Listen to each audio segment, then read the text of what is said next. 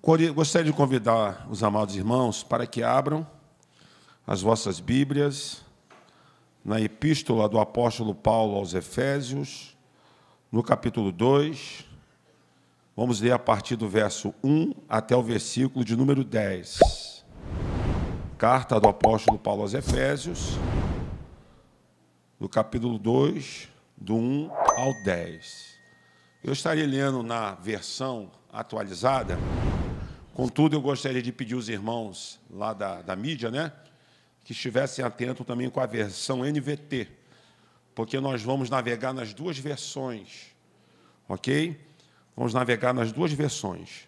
Contudo, estarei lendo, inicialmente, na melhor tradução da língua portuguesa, que é a versão atualizada, que diz assim: E ele vos deu vida, estando vós mortos em vossos delitos e pecados, nos quais andaste outrora, segundo o curso desse mundo, segundo o príncipe da potestade do ar, do espírito que agora atua nos filhos da desobediência, entre os quais também todos nós andávamos outrora, segundo a inclinação da nossa carne, fazendo a vontade da carne e dos pensamentos, e éramos, por natureza, filhos da ira, como também os demais. Mas Deus, que é rico em misericórdia, por causa do grande amor que nos amou, estando nós mortos em nossos delitos, nos deu vida juntamente com Cristo. Pela graça sois salvos.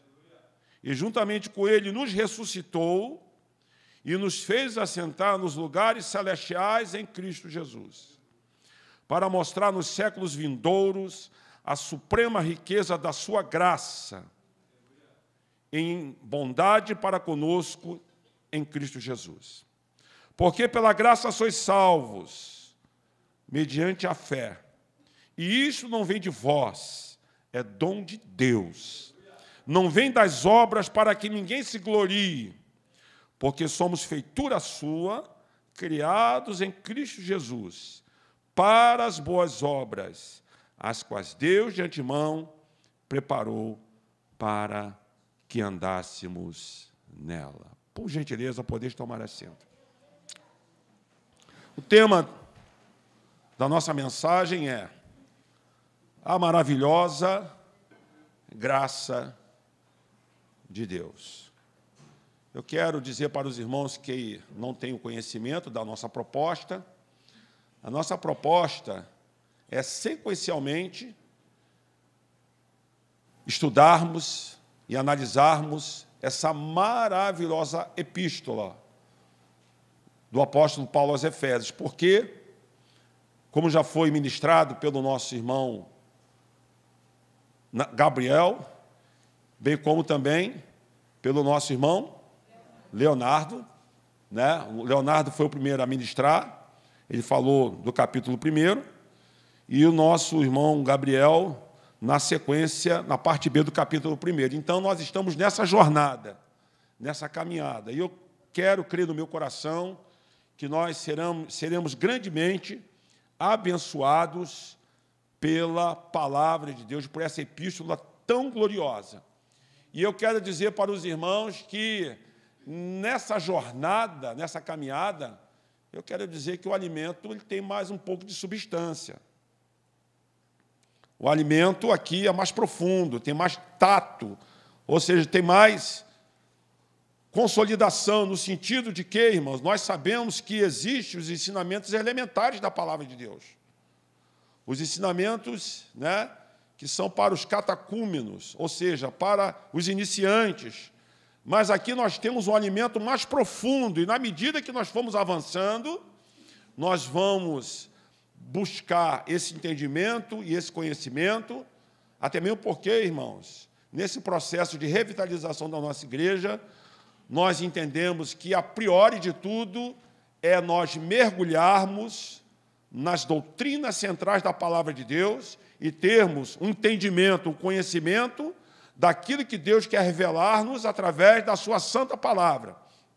Hoje pela manhã, na Escola Bíblica Dominical, nós tivemos uma aula maravilhosa, onde nós estudamos acerca da pessoa do Criador. Então, você que não tem vindo à escola dominical, eu quero dizer que os irmãos, é claro que muitos irmãos, devido à questão de trabalho, devido a outras situações, mas você que não tem vindo por causa de omissão ou negligência, eu lamento dizer que você está tendo grande prejuízo, porque você está deixando de se alimentar a tua alma, porque é a palavra de Deus que nos alimenta. Você pode dar glória a Deus por isso, irmãos? Jesus disse que nem só de pão viverá o homem, mas de toda a palavra que sai da boca de Deus. Então, irmão, se uma criança, se um lactante, se um menino, qualquer pessoa negligencia qualquer alimento que seja natural, qual é a tendência dessa criança? É ficar desnutrido, raquítico, espiritualmente falando.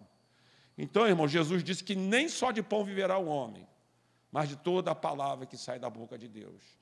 E aqui nesse texto que nós lemos, irmãos, é um alimento, é um nutriente maravilhoso, poderoso, para mim e para a tua alma. Então, nesse momento nós vamos ministrar, segundo aí os entendidos, um sermão expositivo, onde nós vamos tentar, é claro que não dará para nós detalharmos as minúcias desse texto, porque ele é muito profundo, mas eu quero acreditar que os irmãos em casa estarão refletindo, ruminando, analisando e mais se aprofundando nessa revelação poderosa da parte de Deus. Até mesmo porque nós aprendemos hoje, mais uma vez, que existem duas formas básicas, centrais, de nós conhecermos ao nosso Deus. Primeiro, através da revelação natural. E o que é a revelação natural? É a criação. Quem já atravessou a ponte Rio-Niterói? Diga, faz assim, quem já passou? Você ficou encantado, vindo ao mar? Coisa linda, né, irmãos? O oceano, não é isso, Gerson? Os irmãos aí que gostam de pescar, os irmãos que gostam de viajar. Quem é que gosta de viajar? Quem é que gosta de viajar? Que coisa boa poder viajar, né, irmãos? E eu quero dizer que semana que vem, quem sabe, se Deus abençoar, vou fazer uma viagem com a varoa, né? Ô, glória!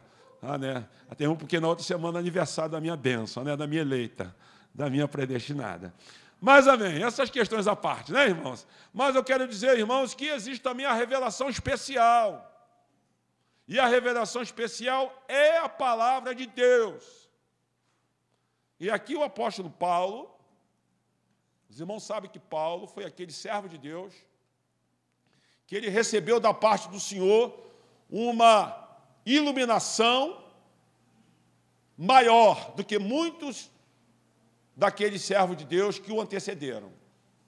Até mesmo porque o apóstolo Paulo era chamado do apóstolo dos gentios, aquele que teve a incumbência de ministrar para os povos que não eram os povos de Israel, ou seja, o povo de Israel, mas dos outros povos, como, por exemplo, os gregos, os romanos, os egípcios, os brasileiros. Quem é brasileiro aí, dá glória a Deus? Então, essa mensagem, essa palavra é para nós, a igreja do Deus vivo, e tem uma aplicação contundente para os nossos dias. Portanto, ao analisarmos esse texto aqui, preste bem atenção, nós temos aqui uma proposição central aqui, uma grande verdade espiritual, que ela permeia desse versículo 1 até o versículo de número 10. E que proposição é essa? Eu vou declarar. O Deus soberano, criador de todas as coisas, decidiu salvar os miseráveis pecadores através da sua graça gloriosa. Oi, você é muito forte. Se nós fôssemos tentar resumir esses 10 versículos aqui, vou repetir essa proposição. O Deus soberano, criador de todas as coisas, note bem, e aqui tem um foco na sua soberania. Ele decidiu salvar os seres humanos, ou seja, miseráveis pecadores, através da sua graça gloriosa. Verdade é, irmão, se Deus quisesse jogar eu e você nas profundezas do inferno, hoje, aqui, agora, ele não estaria sendo injusto. Muito pelo contrário. Se tem uma coisa que nós merecemos, ou seja, por nossas obras ou os nossos méritos, é a condenação. Porque todos nós somos pecadores. Nós somos transgressores da santa lei de Deus. Você quer ver uma coisa? Tem muita gente que sabe o elenco da novela. Tem muita gente, por exemplo, botafoguense agora sabe de qual é salteado, né? O time, né? Os flamenguistas nem se fala. Mas se perguntar os 10 mandamentos, qual é o 7º mandamento? Qual o 10º? Eu vou apontar para ver se você lembra do 5º. Não, pode deixar, estou brincando, tá, irmãos? Estou brincando, tá, irmão? Mas é para você ir lá em Êxodo 20 e analisar um pouco. Ah, eu não sabia. Irmãos, quando chegar no grande dia do juízo eterno, não vai dizer que não sabia. Porque a nossa própria consciência nos acusa das coisas erradas que nós fazemos. Contudo, entretanto, esse Deus soberano, Criador do universo, sustentador de todas as coisas, Ele decidiu nos salvar. Ele escolheu nos salvar, né, Jess? Através da sua graça maravilhosa. Aleluia. Oh, glória. Através da sua graça gloriosa. E aqui fica uma pergunta importante.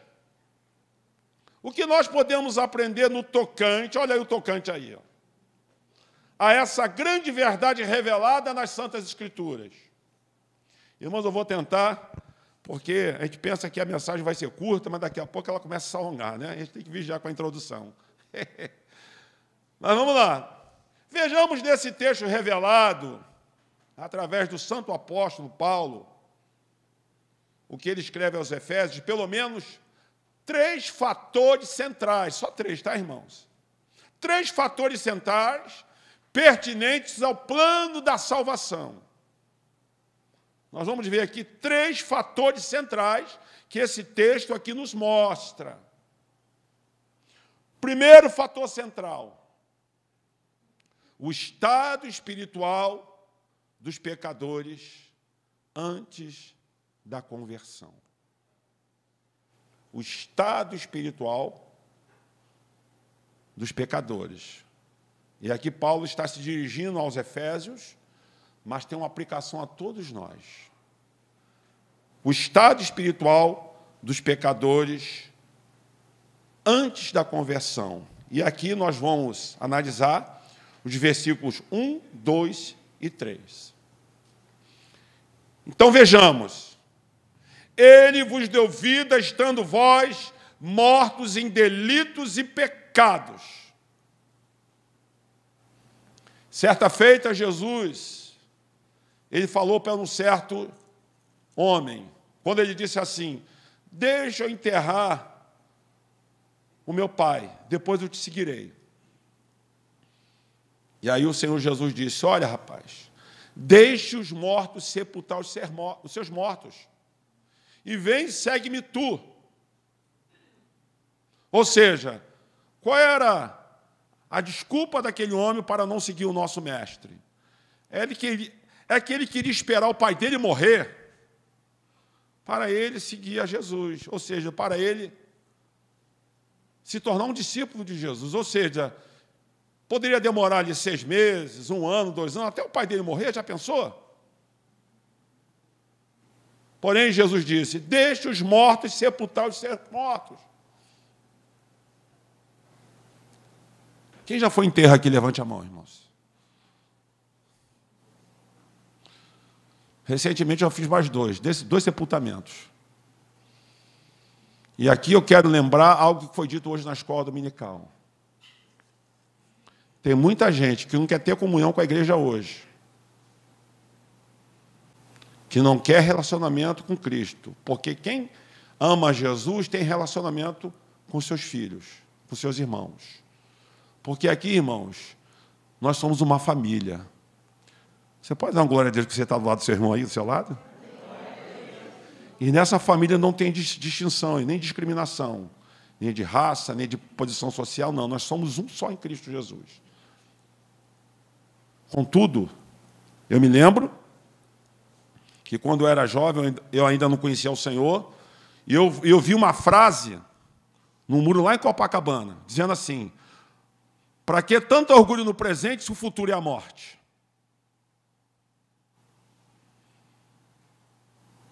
Quem já passou pela Avenida Brasil? Tem um cemitério ali chamado Memorial do Rio, quem conhece? Irmãos, ali os sepultamentos são feitos em forma de quadrado, assim, ó. Um quadrado aqui, um quadrado aqui, um quadradinho, um quadradinho. É um condomínio. E ali, irmãos, olha, pasmem, apesar de toda a beleza que tem ali, estrutural, no penúltimo sepultamento que nós ajudamos a realizar, irmãos, era uma caatinga. Mesmo colocando aquele perfume brabo, as pessoas mortas, cadáveres em decomposição. Tem muita gente que se deixa levar pela arrogância, levar pela soberba, mas, como dizia um certo policial, esse policial, ele usa a expressão que quando um bandido já cai morto, ele já cai fedendo. E é verdade. Uma pessoa, quando morre, irmão, já começa a entrar em estado de decomposição.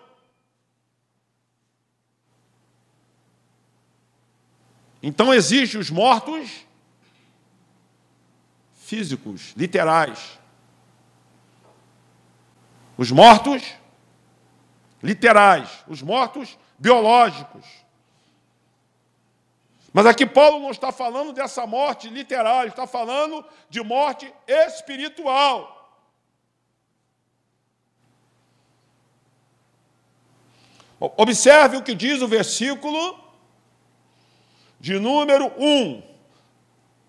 Paulo está dizendo: e ele vos deu vida estando vós mortos em delitos e pecados. Ou seja, o nosso estado anterior espiritual era de pessoas que viviam nessa morte. Por quê, irmãos? Uma pessoa que não gosta de ler a Bíblia Sagrada, que não tem prazer nas coisas espirituais, que não tem prazer na oração, que não tem prazer em ter relacionamento com Deus, que não se preocupa com as coisas do céu, que não se preocupa com as coisas celestiais ou com as coisas espirituais, essa pessoa está morta espiritualmente falando. Porque qual é o conceito de morte na sua essência? É separação. Eu, quando estudei direito, eu estudei uma disciplina chamada sucessões, onde se vê essas questões de inventário, ou seja, o chamado de cujos, é o falecido, é aquele que deixa os seus bens para terceiros. E ele, na condição de decujos, ele não leva nada. Por quê? Também ele não paga dívida, literalmente falando aqui nessa vida, porque está morto.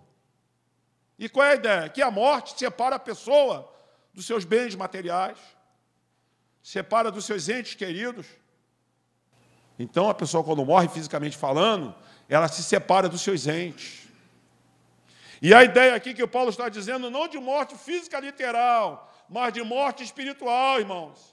Porque uma pessoa que vive praticando delitos, o que é delitos? São crimes no tocante às coisas do céu. O que é o pecado? O pecado é a transgressão da lei, é a quebra do mandamento, é a burlação da regra. Então, a pessoa que vive dessa forma, como diz o verso 2. Observe o que diz o verso 2. Nos quais andaste outrora, segundo o curso desse mundo, segundo o príncipe da potestade do ar, do espírito que agora opera nos filhos da desobediência. Então, preste bem atenção. Paulo está dizendo que a pessoa que vive conforme a vontade das trevas, essa pessoa está seguindo o curso do príncipe da potestade do ar. E quem é essa figura? Quem é essa pessoa maligna? É o diabo, o rei das trevas. E ele só tem 3 missões, 3 propósitos: matar, roubar e destruir.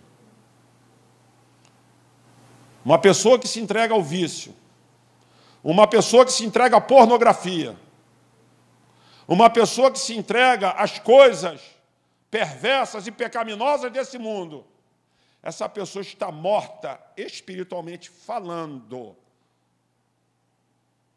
E aqui, irmãos, porque essa morte que Paulo aqui está dizendo, esse estado da pessoa estar viva e ao mesmo tempo estar morta espiritualmente falando, tem a ver com aquilo que aconteceu lá no Jardim do Éden. Porque quando Adão desobedeceu a Deus, ele não morreu fisicamente naquele momento. Tanto é que quando ele comeu do fruto proibido, ele perdeu o quê, irmãos? A comunhão com Deus. Ele perdeu aquele contato especial que ele tinha com o seu Criador. E essa morte, esse estado de morte espiritual, a pessoa, ela vive segundo o desejo da sua natureza humana caída. Aí eu me reporto à versão NVT, no versículo 2. Ou seja, o que é viver segundo a carne? A palavra carne no grego é sarkis. Significa justamente isso, viver segundo a sua natureza humana caída. Ou seja, quando Adão pecou, o pecado federal, ou chamado pecado inerente, ou pecado original, essa poluição foi transmitida para toda a posteridade. Por isso que o salmista, no Salmo 51, ele diz: em pecado me concebeu minha mãe. Então, a pessoa que vive, irmãos, dominada na prática, se entregando a essa natureza humana caída, essa pessoa, ela está morta em delitos e pecados. E esse era o estado daqueles irmãos que Paulo está escrevendo. Ou seja, o estado espiritual dos pecadores antes da conversão. Antes da sua conversão. Aí eu pergunto à igreja congregada: você pode dar um glória a Deus porque Deus te tirou dessa vida? Oh, irmãos, pergunte ao seu irmão que está do seu lado: onde estaria você se Jesus não tivesse te salvado? Irmãos. Tem um irmão aqui nosso que disse que ele era picolé de cachorro, e está lá atrás. Porque quando bebia, quando chapava, só Jesus, né, irmãos? A gente, quando não conhece a Cristo, irmãos, faz tanta besteira, tanta coisa errada. Mas eu louvo a Deus, nós glorificamos a Deus, porque a graça de Deus nos alcançou. A graça. Eu sinto irmão, Ele está aqui nessa noite. Aleluia. Mas, amados irmãos, existe um outro fator importante. Jesus, hora já foi. Existe um outro fator muito importante, irmãos. Porque Paulo está dizendo aqui, em segundo lugar, o segundo fator que nós gostaríamos de abordar com os irmãos, que essa carta, que esse texto nos mostra, é a operação, ou seja, a alteração operada por Deus na vida dos perdidos, ou na vida dos seus eleitos, se você quiser entender dessa forma. Porque existe um propósito eletivo, predestinador do Criador na vida dos seus filhos e daqueles que Ele amou antes da fundação do mundo. Diga, profetiza para o seu irmão.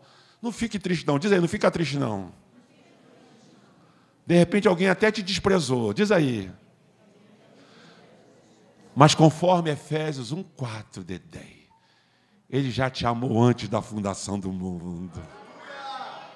Você pode aplaudir o Senhor por essa palavra? Aleluia, antes! Por quê, irmãos? Tem gente que está sofrendo de rejeição, porque está igual aquela, ninguém me quer, mas que é o nome daquela, mas que é? Aquela de Canela, Daniela, mas que é o nome dela? É Manuela, não. Me ajuda aí, irmãos. Gabriela, cara e Canela, mas que é? Ninguém me quer, ninguém me ama. Mas eu quero dizer, Daniela, como é que é? Me ajuda aí. Gabriela, cravo e canela, ninguém me quer, mas eu quero te dizer que Jesus te ama. Usa aí teu dedo de profeta para o teu irmão, para a tua irmã, e diz, Jesus te ama do jeito que você é. Ele te ama. Aleluia. Portanto, o segundo fator importante que nós vemos nesse texto aqui, irmãos, é a alteração operada por Deus na vida dos perdidos, que está no verso do versículo 4 ao versículo 6. Olha o que diz o texto. Mas Deus, sendo rico em misericórdia, diga comigo, misericórdia. Por causa do seu grande amor com que nos amou, estando nós mortos em nossos delitos, nos deu vida juntamente com Cristo. E juntamente com Ele nos ressuscitou e nos fez assentar em lugares celestiais. Lugar celestial e no fresquinho. Você pode dar glória a Deus?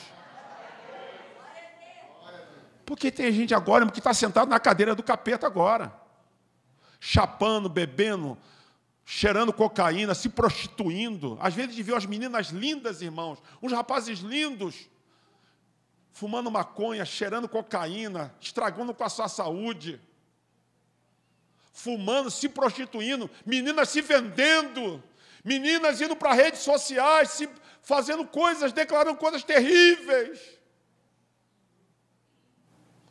Mas eu louvo a Deus, nós glorificamos a Deus, que Deus alterou a nossa sorte. Eu louvo a Deus porque Ele alterou a tua sorte, meu irmão. Eu louvo a Deus porque Ele alterou a minha vida, Ele mudou a minha vida e a tua. Mas isso se deu, irmãos, não porque nós mereçamos. Às vezes tem gente que diz assim, pô, aquele crente está cheiroso, aquela crente está cheirosa, está bonito, bem engomadinho, arrumadinho para a igreja, mas não sabe de onde Jesus nos tirou. Tem gente aqui, né, irmãos? Eu tenho irmão, não vou citar por ética, né? Tem gente que fala, isso é fogo de palha, mas não, está firme na presença de Deus até hoje. Porque a obra que Deus faz no coração, Ele faz. Você pode dar glória a Jesus porque Ele mudou o teu coração, mudou a tua vida. Aleluia! E é o que está dizendo aqui o texto, irmãos, mas não é por causa do nosso mérito, não é por causa da nossa beleza, não é por causa do dinheiro, não, é por causa da grandeza e da misericórdia dEle, aleluia! Porque Paulo diz, olha o que diz, joga na NVT, por favor, mas Deus, que é riquíssimo em misericórdia, oh, aleluia, por causa da grandeza desse amor. E aqui, irmãos, o amor, essa afeição maravilhosa, gloriosa, esse sentimento, se nós podemos falar assim, juntou-se com a misericórdia de Deus, e Ele, de uma forma secreta, misteriosa, poderosa, Ele trabalhou no meu e no teu coração, aleluia. Porque aquelas coisas erradas que nós gostávamos de fazer. Eu mesmo, irmão, eu gostava da chupeta do diabo, do cigarro. Mas depois que Jesus me salvou, passei a ter nojo dessa desgraça. Até mesmo porque Deus nos criou para fumar, porque se Ele tivesse nos criado para fumar, Ele botava, sabe o quê, irmão? A chaminé para cima, mas o nariz é para baixo. Então o projeto dele é que nós, aleluia, vivêssemos para a sua glória, e é por causa desse amor, e é por causa dessa misericórdia, porque, irmãos, a misericórdia é o mais alto nível da bondade e da compaixão de Deus para com a mim e para com a tua vida. E aqui Paulo diz no versículo de número 5, ele diz, olha o que diz: estando nós mortos em nossos delitos, nos deu vida juntamente com Cristo. E aqui eu me reporto ao simbolismo do batismo. Qual é o significado do batismo, irmãos? É morte com Jesus, morrer para o pecado, sepultamento nas águas batismais.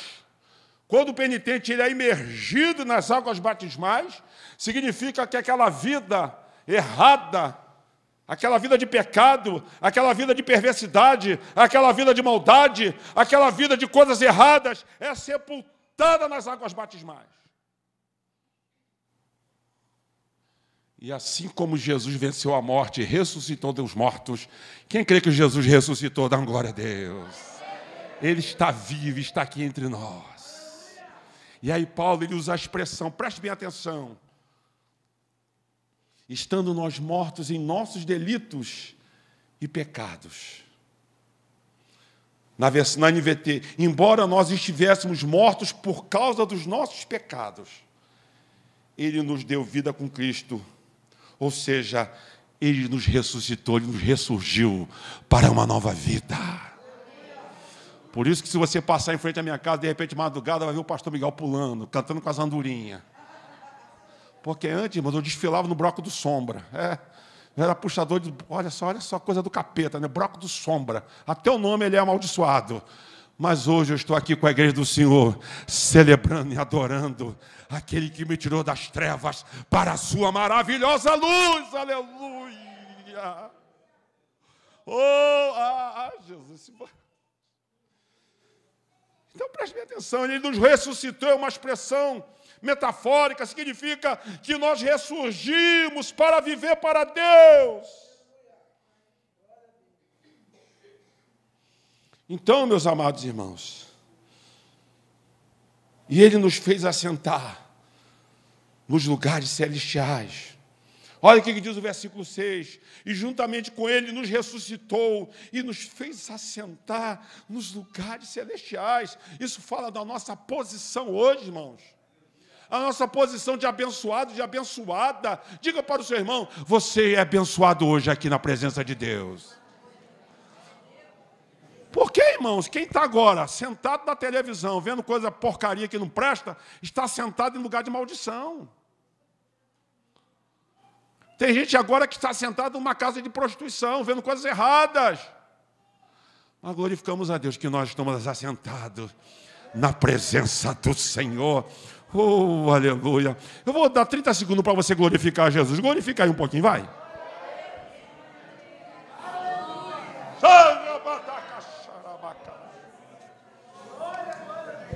Agora, se você está sentado fazendo coisa errada, de maldição, fica com a tua boca fechada. Agora, se você foi salvo por essa graça maravilhosa, abra a tua boca e glorifica o nome dele um pouquinho aí, por favor, irmão.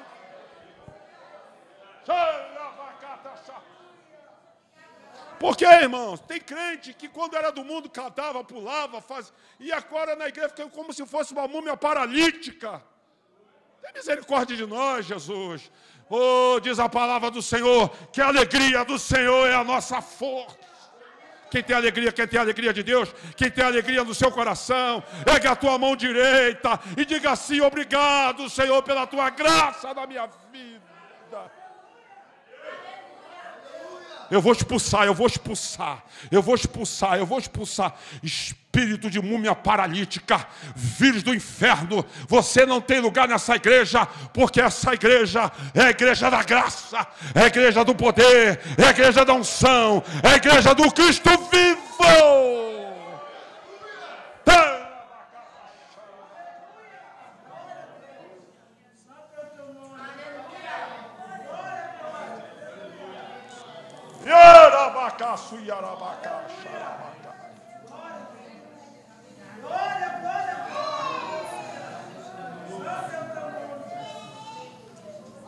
E alguém vai dizer assim: Senhor, pastor, como é que eu sei que é a graça de Deus? Quando tu sente aquela presença gostosa do Espírito Santo, é a graça de Deus no teu coração. Quando estão sentindo a presença dEle? Quando estão sentindo a presença dEle?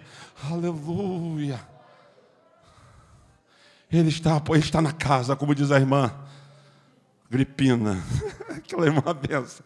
Ele está na casa. Você foi salvo por essa graça maravilhosa. Oh, aleluia, aleluia, aleluia. E aqui, irmãos, eu quero finalizar com o terceiro e último fator aqui desse texto. Primeiro nós vimos, aqui em primeiro lugar, só para a gente lembrar, o primeiro fator era o estado espiritual antes da conversão. Segundo fator, a alteração operada por Deus, porque Ele nos tirou das trevas e nos transportou para o reino do Filho do seu amor. E o último fator que serve como cabide dessas verdades espirituais é que nós vemos nesses últimos versículos, dos versículos 7 a 10, o desígnio pelo qual essa alteração foi efetuada. Ou seja, essa graça maravilhosa, esse resgate maravilhoso, porque essa palavra graça significa favor que dispensa merecimento. Grave isso. Qual é o desígnio dessa operação tão maravilhosa em Deus, de Deus feita em nossas vidas? Qual o plano disso? Qual o propósito disso? Qual é a meta dessa alteração? É uma causa para o efeito. Ele nos resgatou. Ele nos salvou. E é certo que essa salvação, ela se deu por causa da graça de Deus. Olha o que diz o versículo 8. Porque pela graça sois salvos, por meio da fé, e isso não vem de vós, é dom de Deus, é presente de Deus. Quem gosta de ganhar presente? Dá uma glória a Deus, eu gosto. Mas o maior presente você já ganhou, irmãos, que é a tua salvação. O maior presente não é carro, não é, irmão, não é casa, não é qualquer bem material, é a salvação da nossa alma, porque a palavra de Deus diz, Jesus dizendo, que adianta o homem ganhar o mundo inteiro e perder a sua alma. Mas louvamos a Deus. E aqui, Gabriel, não vou entrar no Messel Pacote, se é, né, os arminianos, os calvinistas, né, Gerson? Mas preste bem atenção, mas está dizendo aqui claramente, porque pela graça sois salvos, e isso não vem de vós, é dom de Deus, não vem das obras para que ninguém se glorie. E aqui, nós vamos observar no versículo 10, o desígnio, o propósito, pelos quais Deus nos tirou lá da lata do lixo do pecado, lá do lamaçal do pecado, nos transportou para o reino do Filho do seu amor, por essa graça maravilhosa. E aqui, irmãos, olha o que diz o versículo 10. Porque, na versão atualizada, primeiro, porque somos feitura sua, criados em Cristo Jesus, para as boas obras, as quais Deus de antemão preparou para que andássemos nela. Ou seja, na NVT, preste bem atenção, pois somos obra-prima de Deus. Oh, aleluia! Diga para o seu irmão, você é uma obra-prima. Vamos cantar um pedacinho de uma música? Me ajuda aí no coral. Eu canto mal pra caramba, né? Você é um espelho. Não chores e o mundo ainda não. Já é. Você é precioso.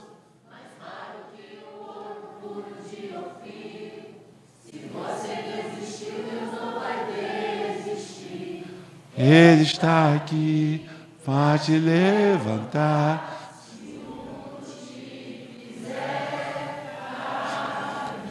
Olha para 3 irmãos ou 3 irmãos do seu lado, você é obra-prima de Deus, diz aí. Não importa se você é lá da terrinha, não importa se você é mineiro, não importa se você é carioca, não importa se você é pardo, se você é branco, se você é negro, não importa o seu biotipo, nós somos obra-prima de Deus, irmãos. Olha o que diz o texto, porque somos feitura sua, criados em Cristo Jesus. E aqui eu me reporto, abre a sua Bíblia agora em Romanos 8, com muita calma nessa hora. Olha aqui que Paulo diz em Romanos 8, versículo de número, preste bem atenção, Romanos 8, versículo de número 29. Olha só como tem conexão essas duas citações de Paulo. Olha o que diz no verso 19, porquanto que de antemão conheceu, os predestinou para serem conforme a imagem do seu Filho, a fim de que ele seja o primogênito entre muitos irmãos. Nosso irmão mais velho é Jesus, irmãos. Ele é o primogênito da nossa vida. Aleluia. Olha que Paulo está dizendo. Ele está dizendo, Deus planejou, Deus predestinou, Deus destinou isso, esse processo, essa modelação, essa transformação no nosso caráter, no nosso coração, no nosso comportamento, na nossa vida. É um projeto que não teve início agora, mas começou antes da fundação do mundo. E que projeto é esse? Que propósito é esse? É nos tornar segundo a imagem de Jesus. A palavra de Deus diz que Jesus, ele é o reflexo da imagem de Deus Pai Todo-Poderoso. Quando alguém quiser pensar na pessoa do Criador, na pessoa de Deus, humanamente falando, ele não vai a Che Guevara, ele não vai a Michael Jackson, ele não vai a Zoroastruta, ele não vai a Sócrates, ele não vai a Allan Kardec, ele não vai a qualquer outra figura da história universal. Ele vai na pessoa de Jesus Cristo, nosso Salvador. Porque Ele é a imagem do Deus invisível. Mas o projeto da salvação em nós é nos tornar segundo a imagem de Jesus. O caráter de Jesus. O comportamento de Jesus, os atos de Jesus. Porque, voltando ao texto, Paulo diz, porque nós somos obra-prima de Deus, criados em Cristo Jesus, a fim de realizar boas obras que Ele de antemão planejou para nós. Ou seja, as boas obras, a conduta, a vida de serviço, a vida de comunhão com os irmãos, é projeto de Deus para mim e para a tua vida. Foi por isso que Jesus, lá no Evangelho de Mateus, no capítulo 6, abra a sua Bíblia, por favor, Evangelho de Mateus, capítulo de número, capítulo de número 5, verso 13, capítulo 5, verso 13, olha o que Jesus diz acerca dos seus discípulos, acerca daqueles que são transformados segundo a sua imagem, segundo o seu caráter. Ele diz, verso 13, vós sois o sal da terra. Ora, se o sal vier sem insípido, como lhe restaurará o sabor? Para nada mais presta, senão para ser lançado fora e ser pisado pelos homens. Vós sois a luz do mundo. Não se pode esconder uma cidade edificada sobre o monte, nem acender a candeia e colocá-la debaixo do alqueire, mas no velador, onde alumia e dá a todos os que nela se encontram na casa. Irmão, nós fomos salvos pela graça de Deus para ser luz. Diga para o seu irmão, você é luz. Ou você é sal da terra, não para salgar no sentido de perder o gosto, não, mas para temperar esse mundo, irmãos. Esse mundo precisa de pessoas cheias dessa graça para que nós possamos frutificar, irmãos. Frutificar. E quais são os frutos do Espírito? Abra sua Bíblia em Gálatas, capítulo 5, versículo 20. Olha o fruto do Espírito que precisa refletir em nosso coração para que nós possamos repassar para outras pessoas. Gálatas, capítulo 5, versículo de número 20. Perdão, 22, diz assim, verso 22. Mas o fruto do Espírito é o amor. Nós fomos salvos pela graça para amar, irmãos. Quem ama, perdoa. Diz aí, quem ama, perdoa. Para amar, irmãos. Quantas pessoas carentes de amor. Nós somos salvos, como diz aqui, para frutificar em amor, para ter alegria de ser cristão, de caminhar na presença do Senhor. Alegria. Para termos alegria, para termos a paz no coração, a longanimidade, a benignidade, a bondade, a fidelidade, a mansidão, o domínio próprio. Tudo é isso, obra-prima de Deus no nosso coração. E essa obra-prima, irmãos, ela se iniciou em nós, para nós amarmos a Deus e para nós amarmos aqueles que são desprezados. Nós precisamos orar, irmãos, e aqui eu quero aproveitar o espaço para concluir dizendo o seguinte: a nossa visão é de crescimento dessa igreja. Quem crê que nós vamos comprar um terreno e essa igreja vai crescer, irmão, para resgatar a vida? Você pode sonhar comigo, irmãos? Nós estamos, pela fé, visualizando um terreno aqui na região. E nós vamos construir um prédio. E nesse prédio, sonha comigo, por favor. Não sou Martin Luther King, não, mas eu tenho um sonho. Qual é o sonho? Ter um prédio. Sonha comigo. Deixa eu fechar os olhos. Oh, Jesus. Eu já estou vendo até a planta, os engenheiros com capacete, quem sabe irmãos até aqui, que vão se formar em engenharia. E vão estar junto comigo com aquela planta. Jesus. E nós vamos construir aquele prédio com garagem embaixo.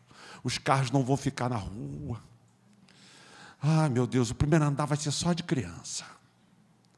O segundo andar vai ser só de pré-adolescente, só de culto de pré-adolescente. O terceiro andar vai ser só de adolescente. E o quarto andar só de jovem. Oh, aleluia, eu creio, irmãos, eu creio. As nossas igrejas estão com essa visão de crescimento, de revitalização. Então, se você, irmãos, ama os perdidos, vamos evangelizar. Vamos exalar o amor de Jesus no evangelismo. Quando tiver convocação para o evangelismo, vamos evangelizar. Olha, irmão, nós estamos evangelizando até 6 horas da manhã nesse bairro. Porque nós queremos levar a luz de Jesus. Você pode, e aqui eu abro um espaço para dizer, não parei, mas um espaço de dizer porque, qual é a estratégia do pequeno grupo? Porque tem muitas pessoas que têm resistência a vir ao templo, porque acham que é um bando de doido. Eu vou lá naquela igreja, não, você não vai me sequestrar, vão punir a minha carteira. Tem gente que pensa essas coisas. Mas se um amigo fala assim, não, rapaz, eu tenho uma reunião na minha casa. E ali aquela pessoa é tocada pelo amor de Jesus, a pessoa ela é inserida na comunhão. Você pode chamar uma pessoa e ali, irmãos, nós vamos ganhar vidas, discipular, ajudar as pessoas. Quem está entendendo, diga amém, irmãos.